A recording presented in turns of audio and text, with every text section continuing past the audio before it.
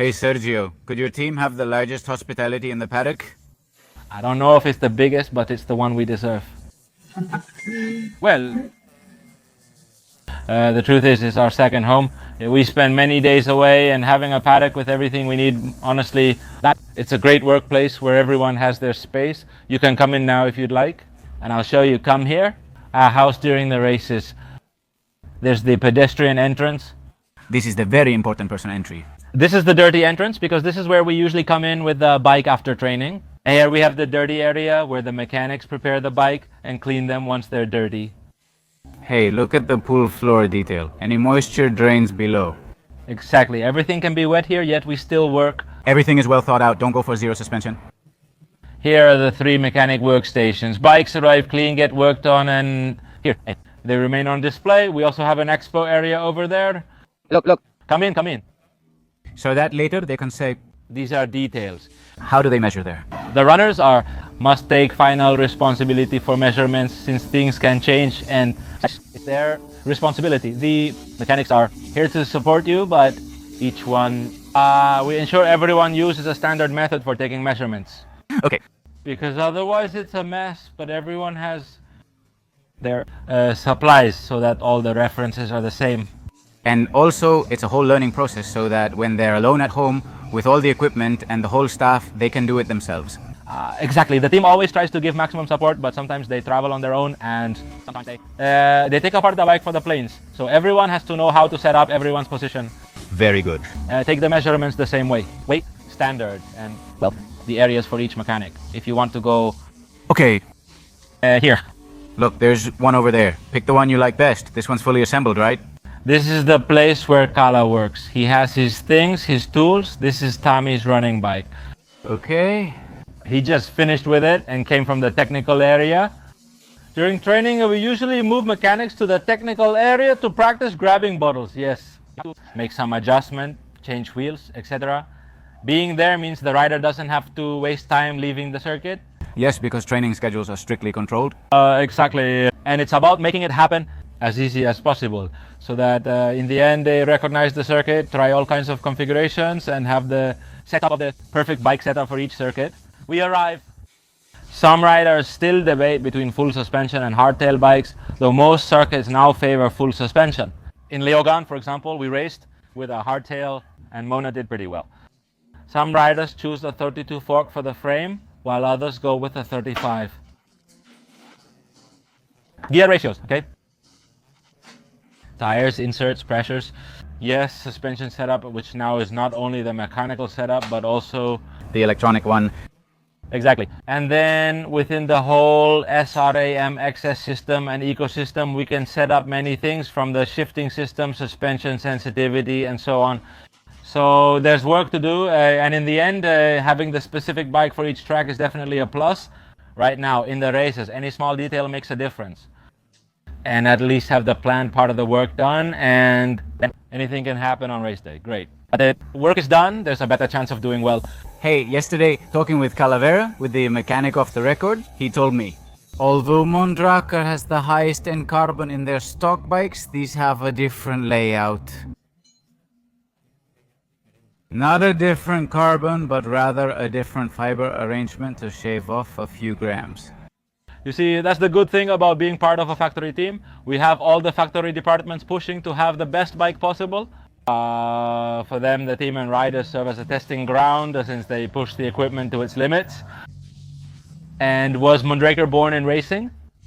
It began mainly with gravity, but he's been into mountain biking for a long time and knows we're his testing ground and material development team. Of course. So we're always experimenting, trying out new things, and from here it goes straight to the end consumer, and well, we're testing different things, and in the end making the bike as light and as competitive as possible. Great. Hey, what else is here? This place is massive, like the Hilton. Well, here we have an expo area that on race day we turn it into a warm-up area. This is the more private area. Now we're gathering strength. We've just finished training from 8 a.m. to now, maybe 2 or 3 p.m. I haven't known the time. At 10 past 2. And well, over here we have a small pantry kitchen where we prepare all the important stuff, an ice machine. Okay. For the mojitos, not the topic right now, but to keep the drinks cold to lower body temperature.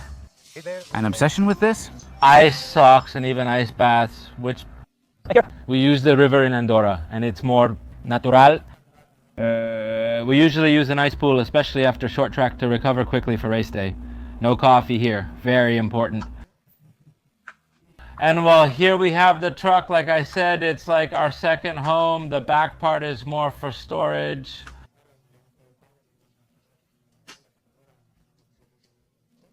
And then the front part, well, if you want to come in, it's like an apartment. Let's take a look. This really doesn't get much people. He seems like one of those Mad Max. Here's Nader. We just caught him with his food. How are you? But, well, as you can see, it's a small apartment. We have a bit of everything. We have a bathroom with a shower, and, well, it's a more private area where the runners can relax and rest. It's huge. This goes outside too, right? Yes, the truck is 2.5 meters with an extra meter that opens to each side. In the end, it's quite spacious. Incredible. All right. Well, hey, I'm speechless. I've seen a lot of World Cup trucks, but the overall amount of what's here, I've rarely seen. Well, we're in the Trek Factory racing truck with Paulo. How are you? It's a pleasure. How are you? He's an interesting interview because he leads performance for this powerful team. Explain to us a little bit, what are your responsibilities? Do you directly handle the riders' physical preparation, or do you coordinate the whole team? How exactly is it? Yes, well, my role here is as the head performance director. So I either coach the riders directly, or if not, it's a bit of supervision of the training for those who have an external coach. Apart from that, well, during the competition weeks, it's about the day-to-day, the planning, managing, and coordinating a bit. The matter of the physios, chef, nutrition, how the warm-up is going to be, etc., right? Can you tell us the runners' emails that you have directly? Yes, let's see. Well, taking something away from Rayleigh and Maddie, well, I'm entering the rest of the team myself, and well... And there goes one of your protege. Champion of the world. Very well. Today, now that you are here, what are the latest parameters? Maybe I don't know how you can... Can your presence make a difference now that there are already men here? In a few days before the race? In a competition like this in Andorra, being at altitude is definitely beneficial. There are certain parameters that we measure, not just saturation and so on. We even monitor hydration levels with urine analysis. So, well, once we are very strict with all of that, weight, anthropometrics, and of course, blood tests. So here we make some adjustments based on the feedback we have from previous years and what we know. How will the runner respond, whether it's a male or female runner? In this high technical level and so much control from the runners. In the end, they practically seem like robots with so much data instead of people. How do you handle that? So that the human side isn't lost, so that there's always some spontaneity, some performance that just appears. Because of talent, right, I guess? Yes. As you know, Oscar Seid is our team manager.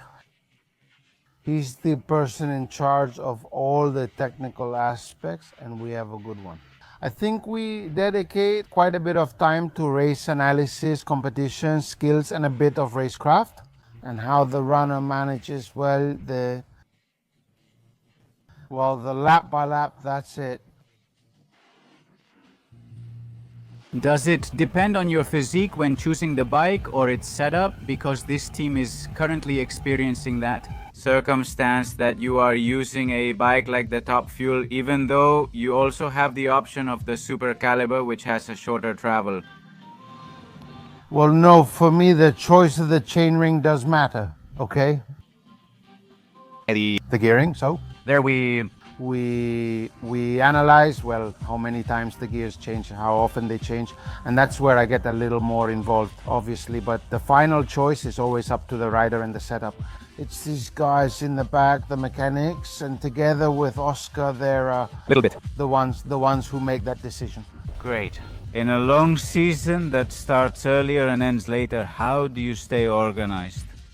to have peaks of form? Because I understand that you no longer look for just one peak of form in the World Cup, but you have to have... Not anymore. I'm not sure if it's peaks or plateaus in form during the year. At the start of the season, we always sit down together at our various training camps, and I really like to ask the riders to set priorities. Then, based on those priorities, we determine if it's possible and seek the best, highest level performance. Big matches.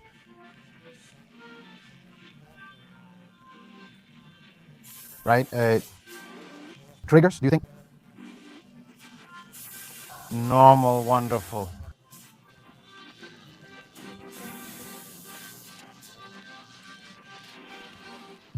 Facilities and the lock options, do you...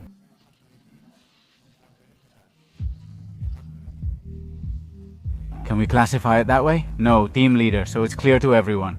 Yes, boss, the one who organizes and handles tough situations. And... Exactly, for Fanta. Hey, can you invite us to check out the truck, everything that makes a man? A pleasure. To show you a bit about how we work, I didn't out home during this week, so let's go, come on. Let's go inside first. Everyone always has a hospital, and there's a welcome area where we have the cards where fans can ask the riders for autographs, and it's kind of the entrance. You know, it kind of makes the division... It depends on the shade. Otherwise, we'll have both sun and shade. Side we have hospitality, where there are even meetings, where the runners rest, the area where you can have a coffee. Sponsors. Anything that adds vitality. On the side. And the other side, which is where most of the work happens, is where the mechanics work on the bikes and where they spend, well, 10 to 12 hours a day working on them. Okay, this is like the riders' headquarters where they do their pre-race and post-race routines, where we prepare everything that's going to be done during the race. Regarding nutrition, water bottles, all that part, this is where we always keep everything stored. When it comes to nutrition, each rider chooses a type of gel, a type of nutrition and recovery. All of that is done, well, each rider has their own fridge. It's organized just like their general setup. All of that matters. A little bit, everything that is a cooling vest, fridge, the solar community, yes. Is there. Do you combine the cool drink with the cooling vest before heading out? Exactly, here we have a... Part of everything. This tray is for pre-departure vests. Okay, we also have a freezer downstairs, okay? What? Where we keep ice, where we keep the plates that go inside the vest between... Calipos and Frigipi's vests. Exactly between Coke. Cola, because it fits in vests and bottles. On race days, the bottles are kept with the... So they can go out. Nice and cold, very... Good that. It's important, and a bit where they live. Sometimes they're stretching down here too. It's cooler down here, not here. Well, they have their own air. And it's... Hot, so they turn on their air. And here I've seen things that can't be shown, so the camera is turned this way. We open the door. Okay, for you guys and a little bit, this is the most important part of the team. It's the equipment. It's where most of the work is done, where we need the most support from the brands. Okay. And well, it's kind of what the mechanics have to be loading, unloading, and preparing. For tires, a lot of tires, gearbox. Of tires for... There are... More in the end, a lot of tires are used. Here we're lucky that it's dry, or let's hope it stays dry, although there's a chance of a storm in the afternoon. But it has extreme mud. It's like a tunnel with a very, very high, very long tread, and... Even... Dry. Okay, is there an even drier one in that test? But let's go to Los Rios, right? Thousands of... Configurations of... Width in the front and back, that's what it is. Keep stretching. And around here, where are we going to see? And around here, we're going to what I think is the heart of the team. It's the most important thing. Very good. And well, here are the 4 spots. We have 4 racers, 4 mechanic stations. 4 mechanics. And 1 for each racer. How many staff members are you? 4 racers, 2 physical therapists who, they don't usually come around here much, but they were here this morning. They organized the cold, they organized the meals for us today. And they go down to the house to organize everything for the runners, like massages, food, and dinners. And then a video maker for photographers and social media. And me, I'm a bit of everything. And 4 mechanics, did you say? 1 per runner? Yes. 1 per runner? Wow. Oh, I mean, each mechanic touches a bike. A bike or several bikes from the same rider? Exactly. Wow. So they have to reach a level of knowledge about each of the bikes, about each of the Do they know everything about? the bikers' quirks, right? If it starts raining, everyone knows to prepare or talk to their rider. Honestly, I don't get too involved. They know their stuff with their riders and I don't get too involved there. They tell me later the setups they're going to use so I can keep the whole race plan in mind. But They do everything with their rider, and the trust between rider and mechanic is at its peak. and out of all this staff that you are, how many of you are locals, or is there a bit of? We have Significant mix in the team. The mechanics are 3 Spaniards, 1, Danish physicists, 2 Spaniards, then riders, but we have none. Danish, Canadian. Australian and Belgian, and well, the video maker is German. We have a bit of a mix Like that. in the World Cup. In the end, the language is English, which is what we use. Very well. But that's all. 2 mechanics are directly from the Orbea brand, which honestly gives you confidence because they're part of the brand. They know the product from release to arrival and work on it. When we finish the races, they take care of preparing all the equipment. Afterwards, After the race and before the race, I mean, the brand is 100% involved with the team. and hey, just out of curiosity, because yesterday I saw you guys setting everything up, not just the bikes, the whole setup. But I got the impression that all the bikes arrived completely disassembled. So the bikes are assembled and disassembled after each race, right? The bikes arrive assembled. What happens is, depending on whether there's mud or not, they've been worked on. After a whole race, they arrive at the race and are fully worked on, but the bikes are usually assembled completely. Beforehand, No matter how it arrives, it gets disassembled for the race. completely. It gets completely disassembled. Everything is done. And it does. Everything exactly. Wow, then You train. For example, today is a training day, and the bike has already been disassembled and reassembled with swing arm bearings, wheels, and everything. Now, they just maintain it since taking it apart and reassembling before a race isn't ideal. okay. Always the material has a tolerance and it needs to settle properly. So you train today with the bike, it settles in well without any problem. You race on Friday without any problem. You go over everything again on Saturday, but usually you don't take everything apart anymore. Some parts like the chain and wheel, yes, but the swing arm stays the same. So that it settles in well. Yeah, exactly. That's It's important the material settles or you'll get play. while running, And especially with these beasts, and especially with these beasts, a lot of watts and a lot of speed in the race, very good. and Here we have the machine, one of the cool things that Orbea has. In cycling, unlike motorcycles or cars, you can actually own your idol's bike. yes, That it's interesting. People say bikes are already much more expensive now. Okay, but it's the only sport that you can you buy the same bike they're competing with there? Not with motorcycles. You can. In Formula 1 you can't. You can. Oh, Imagine buying a Formula 1 car just for the engine. how expensive? No, well, it's not worth millions of euros. It's not for sale there either. Of course, this bike, for example, no other rider has it. Alejandro prepares it for a video that's going to be made during the circuit, okay? But of course, it's the same bike you can use to race on Sunday, the one that can See, with Yen or with Simon or Piet, but that is hard to see in another sport. most brands in their catalogs have the same frame that the competition team uses. But then the competition team can, due to agreements with sponsors and so on, Use others. components different from the production model, The one that is sold. Orbea provides the same bike, components, Fox suspensions, and Shimano transmission. That is here right now, competing in the World Cup. the same, exactly the same, exactly the same. You can't see the difference from one to another unless you see the name on it. Runner, the legs, The legs of the one carrying it, and speed, that's right, the speed going down.